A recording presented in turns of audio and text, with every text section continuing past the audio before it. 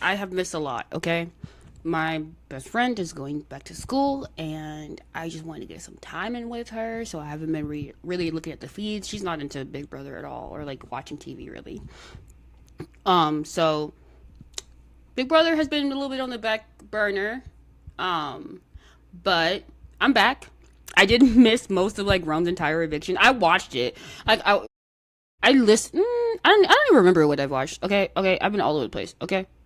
Sometimes for Big Brother, I like to watch the live feeds more than the edited show. Sometimes the edited show makes me feel like I'm being gaslit. If that makes any sense. Like when you watch the feeds and the edited show, sometimes like in conjunction, which I know a lot of people who watch Big Brother do, it makes me feel like I'm a little gaslit because the edited show is like always leading us somewhere else and it confuses me.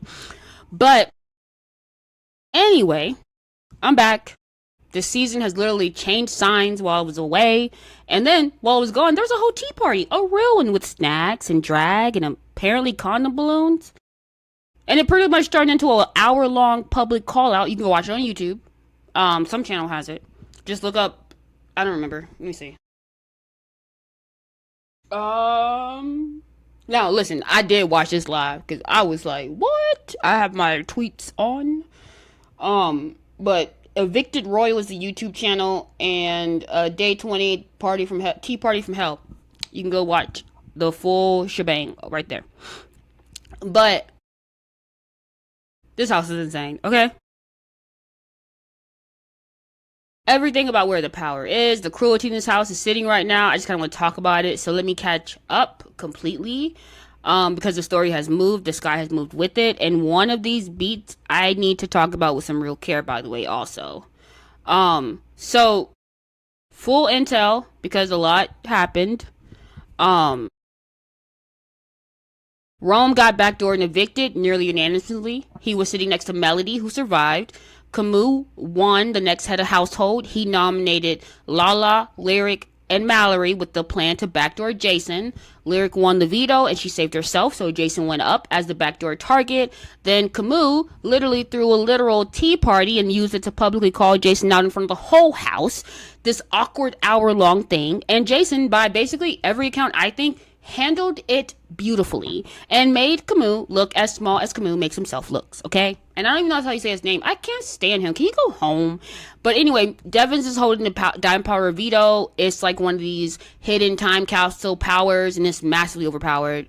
The big tool, Shed Alliance, is fracturing. Drew is quietly walking towards his own eviction without knowing it. And the fan favorite rankings have just gotten shaken hard. But let's talk because the sky reframes a lot of it. So this is a thing that kind of gave me the chills and I like pulled the chart, right? Because the whole cosmic weather shifted while I was away, and it shifted to match exactly what the house is doing now. Cancer season ended and Leo season began. And the sun is now in Leo, and Cancer season's kind of like that first whole stretch we went through, right? Of like the crying, the emotional bonding. Well, baby girl, that's over. Leo is in, and Leo is pride, ego, spotlight, the need to rule. So this whole vibe has changed from who do I feel safe with to who gets to be king. And who grabbed the crown but Kirk Camus, this Aries ruling the house, like he's basically ruling the house like this is his personal kingdom, and he's like throwing a tea party to perform his little power. And in this time frame, Mercury goes direct, right? And for weeks, I've told y'all that Mercury retrograde in Cancer is like the secret spiller, the reason everything's leaking and misfiring. Well, that retrograde is over. Mercury's now going direct, and the second it turned, I see plans falling apart, or plans stop falling apart and have started just landing a lot more clearly and cleanly. Rome, he got backdoored, executed flawlessly, one throwaway vote, and truth is starting to cut clean, which matters a lot when we get to Jason, by the way. And also Saturn retrograde, Saturn stationed retrograde, and is sitting on the degree of Rome's sun in Aries, and Saturn just ended one Aries king. So now it's retrograde and is lingering over that same Aries fire, and now we have a new Aries king taking the throne in the exact sky that dethroned the last one. So hold on to that, because Camus' whole week, I think, is that transit like in a costume, if you want to say it that way. So first, because it is the receipt, 2 episodes ago, y'all, I said Saturn was sitting on Rome's sun, and he's the most reckless fire player in the house, and he was about to get the bill. He's gonna get the bill, okay? And he got the bill. And the bill said, what was it, 11-1 or 12-1? I don't remember. 12-1. It's on the screen. Judge, Kayla. The bill said 12-1. Bye-bye. He listen, this is a triple Aries. He felt like he was the president of the house, and he gets walked out the door while Saturn's crossing his sun. I think the stars called the fall before he even hit the block. And on the flip side, we got Melody sitting right next to him. And remember, she's a Pisces sun, Aries Mars. She got that little soft Pisces with the Mars and Aries thing that a lot of people kept calling expendable. Well, it outlasted the self-proclaimed alpha, okay? And I have said, do not sleep on her, and she's proven it. Even though she is also probably easy to avoid. Anyway, so now let's get to the big one. Let me take a sip of my smoothie. Because, woo, I can't stand this man. So Kamu, Kirk, whatever, is an Aries sign. And Aries in power does exactly what the feed showed. He's ruling like it's his house, and that his word is final, no opposition allowed. He's literally acting like the actual head of a household who makes the rules that everyone follows, which is textbook Aries king energy. And in Leo season, this energy is all the way up because his sun is feeding every ego in the building. And then he threw this tea party, and he out loud rehearsed this call out speech against Jason that he practiced. And when he performed it, child, it landed with a thud. An hour of awkward silence, and it literally made him look way worse, not any better. But this is why this guy's not surprised, because Saturn's retrograde right now in Aries on the exact territory it used to end Rome. So the new little Aries king is wearing the crown under the planet of consequences retrograde in his own sign. And I think, again, that's the universe billing his ego. And you can measure it. His HOH actually got the lowest rating. This one represents podcast they do roundtable.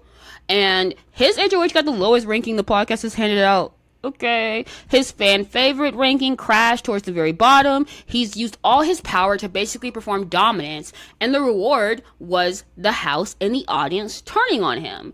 Rome, he ruled like a king. Saturn took him. Kamu is ruling like a king, and Saturn is already sending the invoice. And I think all we got to do is watch that ego, because that is the crack, and the crack is showing.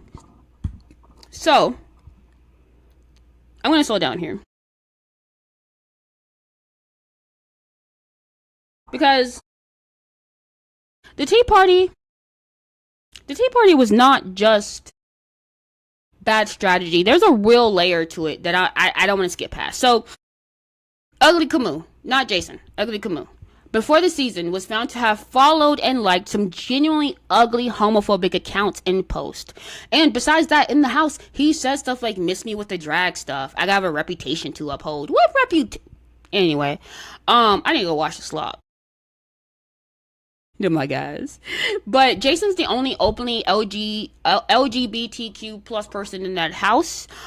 So I feel like when this Aries king likes to specifically single out Jason, rehearsing a speech to isolate him, and does it in front of everyone while nobody stands up for him, I don't think that's a neutral game move. I think that's a pattern a lot of people can recognize in their bones.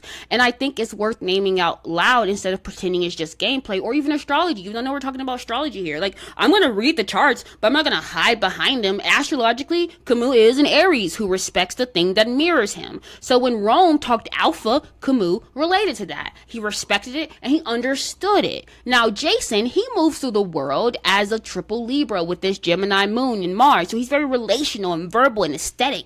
He's a performer who plays the social game as an art. We see it in the way he moves. And that is a way of being that Kamu does not recognize nor respect. So it becomes very easy to point out at the person who is different and go, oh, look at what they're doing over there. And I think the charts can describe that dynamic, even though it doesn't excuse it.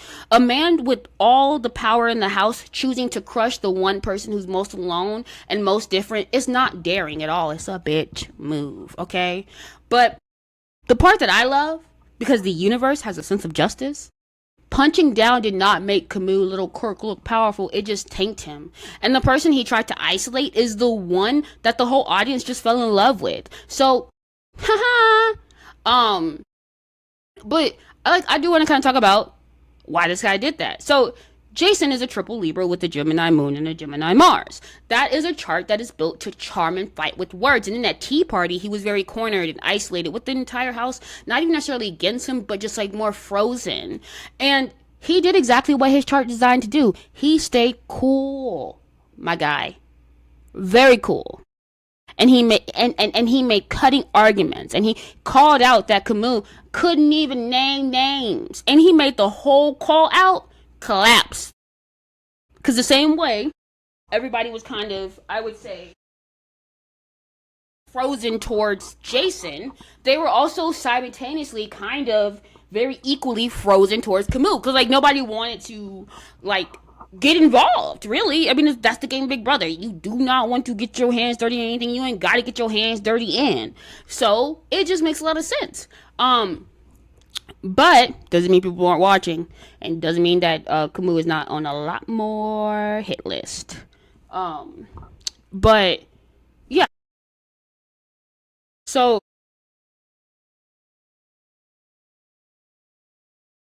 I feel like Jason fought the only way a Libra Mars knows how, with language, and I feel like he won that room, even though he is losing the game.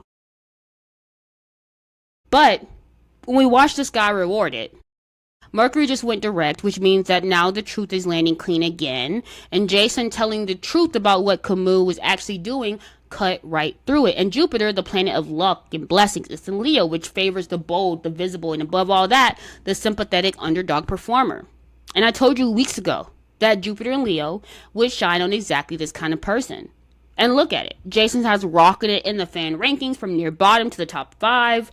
The first person all season to crack the vet's lock on the top spot. He's a leading vote to receive this week's fan power. See, the house tried to make him a pariah, and the sky ended up making him a main character. And that is Jupiter and Leo picking a side. And I think it picked the underdog. So, I don't think I meant to put it there. I'm missing something. Anyway, I do want to talk really quick about the time capsule powers. No slide for it.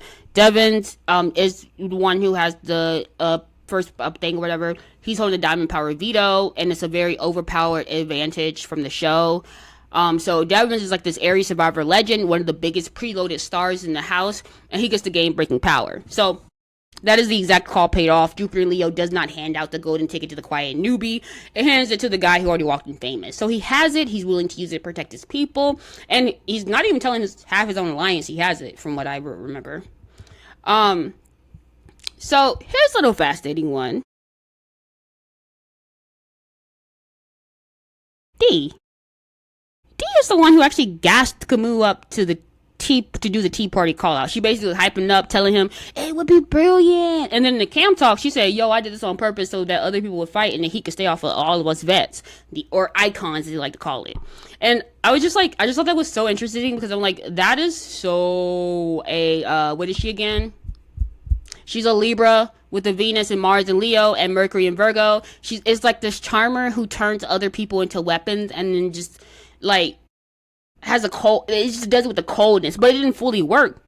And the chart hints at that, because even a Virgo Mercury strategist can misjudge, and this plan definitely backfired, because instead of taking the heat off the vets, it lit Camus up as a target and exposed that the vets even are a group. So her own fan ranking dropped, and the little master manipulator, even though she's beautiful, she basically built a fire to keep herself warm, and it singed her a little. She's still in a great spot, and she still has Devens, but and also the diamond power vetoes in her corner.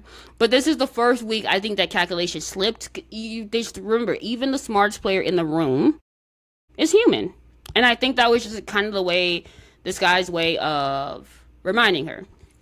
To a couple more things. Like, first of all, about Drew. I don't think I have a slide for it, but Drew's being basically kind of walked through his own eviction. Did I break it? Yeah, let's just leave it there. So Drew's kind of really like walking to his own eviction, and he doesn't even see it. Devin kind of took over like the smarter, colder version of a plan, and he keeps Drew close, makes him feel safe. He quietly erodes a lot of his options, and then he's gonna cut him when he has nowhere to go, right? And Drew, he's this Aquarius with the Cancer Moon and a Mars and Taurus, so he's very loyal and trusting to a fault once he commits. So Drew kind of like fully believes that Devin has his back, and I think that's the Taurus Mars loyalty is being used against him. The little founder of the tool shed is getting quietly set up by his own alliance, which is precisely the no water instability I told you this alliance was built for. And Angela, apparently her fan ranking took the single biggest drop out of anyone from 3rd all the way to 10th because she could not stay out of the tea party. She was the one who jumped in. I remember she was jumping into a fight that wasn't even about her. She was celebrating Kamu's mess, and her little Leo pride plus that reactive Aries edge moon, I think it pulled her right into the center of something that made her look bad. And I told you her mask would slip, and that she cannot hold that Taurus Mars grudge quietly, and this is it slipping in real time. She's like still in an okay position in the game, but I feel like the audience felt the crack, because I know I did. So we're gonna ignore some of my slides. Where's my board now? Rising and blessed, Jason, full stop. The Libra underdog the house tried to bury and the sky is lifting. Fan vote leader under Jupiter and Leo. And even though I know he's probably not winning, I don't care. Okay? Devens, I think he also though is riding that same Leo shine with a game breaking power in his pocket. I think Barrett is pretty steady.